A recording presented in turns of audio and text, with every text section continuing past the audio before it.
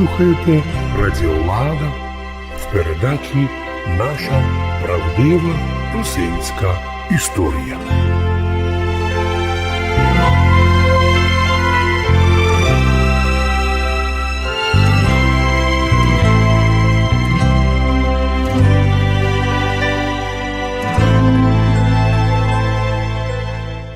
Недавно на своїй сторінці в інтернеті Михайло Чекирдя написав статтю «Русинська Колочава. Переписи людності у Колочаві». Така її друга назва.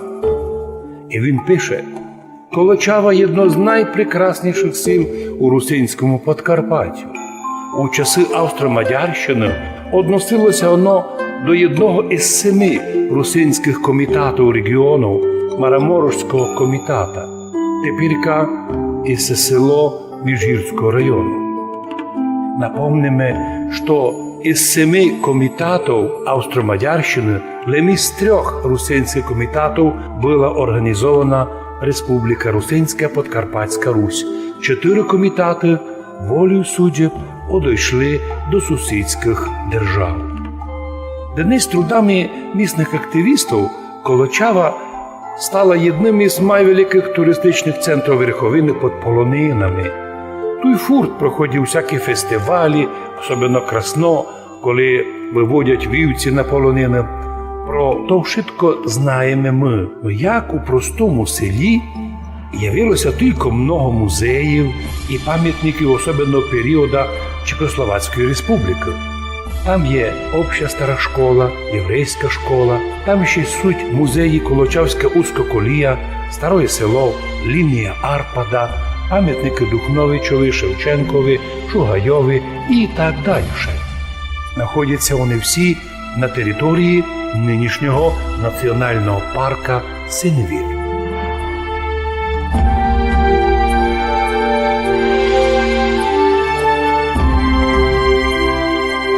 Главное, що я, пише Михайло Чекирдя, хочу у цьому очеркові донести до нашого русинова то, які національності жили в Колочаві і які були основні представники народу. Бо на шкоду людям деякі мудряки внушають у голову липову історію, де пишуть, аж у Колочаву споконвіку жили українці і невелика меншина євреїв. Така була стаття в Закарпатській газеті, де такої автор неправдивої пише. Ож у переписові державному на Подкарпатської Руси при чехах у 1921 році у Колочаві було 2800 людей, із них 2500 українців, а остальное євреї. Но то неправда. Радіо Лада. Радіо Лада. У ті часи, позволю собі повісти, на польській Галичині українців взагалі не було і не числилися вони у переписах. Тому у цьому очерку я традиційно буду спиратися на 5 переписів людності, котрі проводилися властями Австро-Мадярщини, а пак у Чехословакії і Подкарпатської Руси, аби довести до вас лише історичну правду, а не казки, котрі пишуться у цілях асиміляції нашого народу.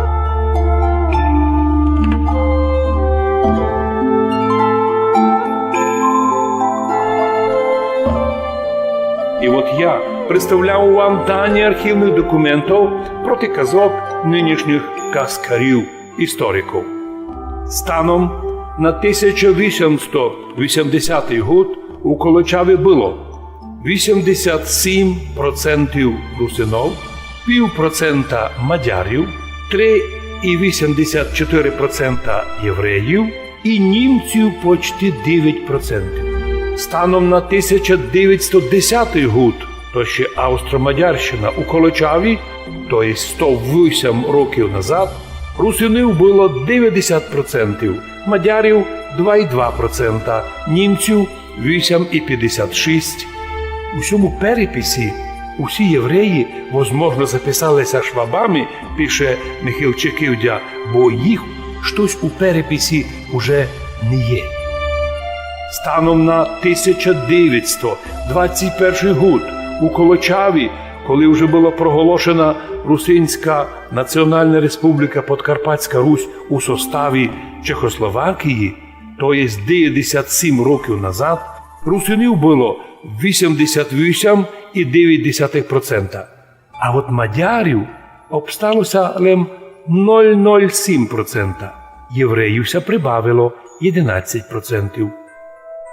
Радіо Лада. Радіо Лада. Із 2500 людей русинов, 2 лим чоловіка були мадяри, 300 євреїв. Ви слухаєте Радіо Лада в передачі «Наша правдива русинська історія». Як видимо, після розпаду Австро-Венгрії маленькось людей зменшило, но пропорціональність русинов держиться на должному уровню. Станом на 1903 год у Колочаві було 88 років назад русинів 88,6%, мадярів 0,86%. Скажете ми, а де то та мадяризація, за котру швидкі говорили, ось мадяри робили сильну мадяризацію? Перепись показала, що по русинським селам мадярів було дуже мало. Німців осталося 0,31%, євреїв 10%.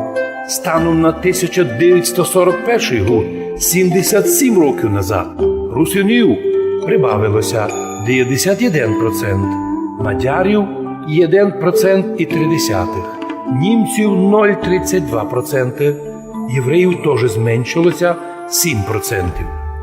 Но русинов 90, плюс-мінус 1%. Це чудо із чудес. Радіо Лада. Радіо Лада.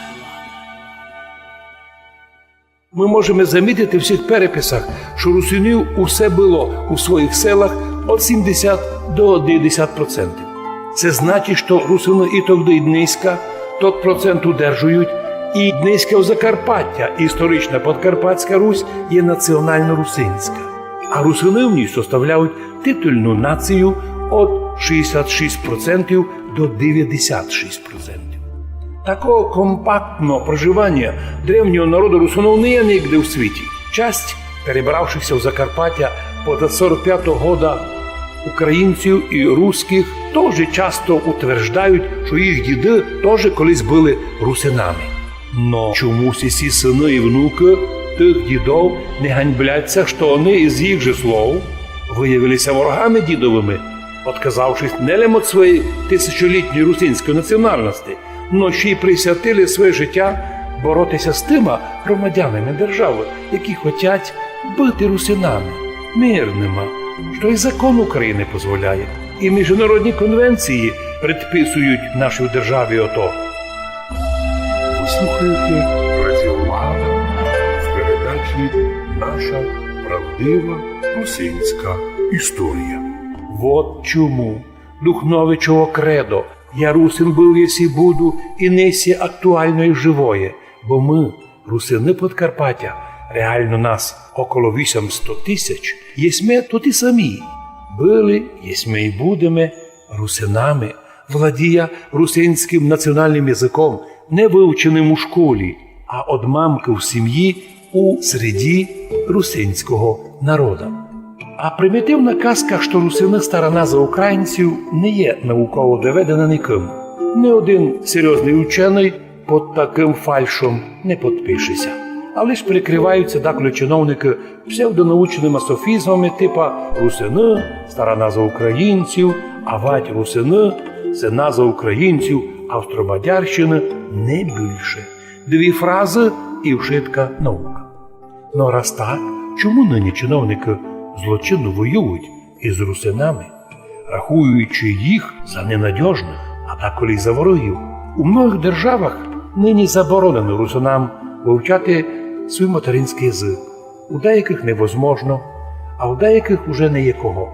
Но навіть примітивна проба одного чиновника в Закарпаттю, високого чиновника, із бумажки прочитати текст по-русинськи родила у русинов таку улипку і доказ, що не русини, навіть написаний по-русинськи текст, не способні просто прочитати, генетично не маючи способності передати вшито колорит русинського язика із його придиханнями і конкретною інтонацією, із конкретними удареннями, без котрих язик не язик. Русини – титульна нація на Подкарпаттю. Но то важно всім знати, що русини дуже мирні і з усіма у добрих отношеннях, і, головне, законопослушні. Ви слухаєте Радіо Лада в передачі «Наша правдива русинська історія». Русини стараються бути вірними гражданами усіх тих державах, де вони живуть, показуючи приклад особої можливості мирно співжити з другими людьми. Можна зробити вивод, бо ж найчисельним народом у Колочаві, як і на цілому Подкарпаттю, були, є і будуть русини. І лем русини. Радіо Лада. Радіо Лада. Но русини нікому не давали повода рахувати їх нарушителями закона. Вони сокотять свою державу, платять налоги, хочуть жити у мирі, а з русинами других держав хотіли би, аби дуже легко лише перейти границю, не нарушає її. Вірю, що прийдуть ще ліпші часи для нашого мирного народу, якого усі пробували присвоїти. Мадяри собі, ошесе угророси, руські собі, українці собі, білоруси ніч не кажуть, ведь вони білорусини. А ще нас присваюють і рутини юга Франції. І такое було в історії. Ну то вже друга тема. Завершає свою статтю Михайло Так. Із почитанням Русин Михайло Чеківдя.